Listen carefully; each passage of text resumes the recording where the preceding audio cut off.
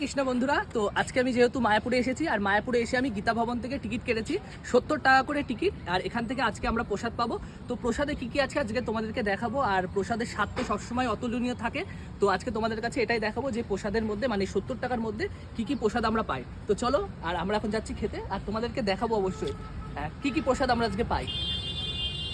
আমরা চলে এসেছি ভেতরে, তো এবার যাই আস্তে আস্তে ভেতরের দিকে। তো ভেতরে আমরা প্রবেশ করেছি, সিঙ্গেলে হাতে টিকিট আছে আমাদের। তো আমরা বসে পড়েছি প্রসাদের জন্য। তো প্লেটটা দেওয়া হয়ে গেছে, এবার দেখা যাক পরপর কি আসে।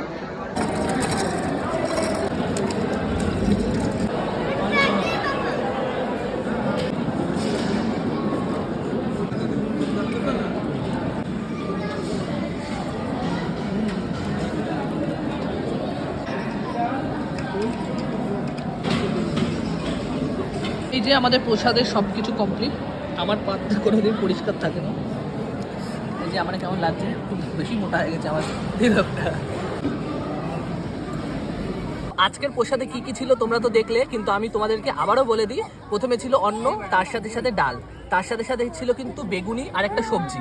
তারপরে আবার অন্ন দেওয়া হয়েছিল আর তার সাথে সাথে পনিরের তরকারি দিয়েছিল আর একটা করে রুটি। আর লাস্টে তো দিয়েছিল পায়েস। তো এই ছিল আজকের এখানকার খাওয়া দাওয়া আমাদের।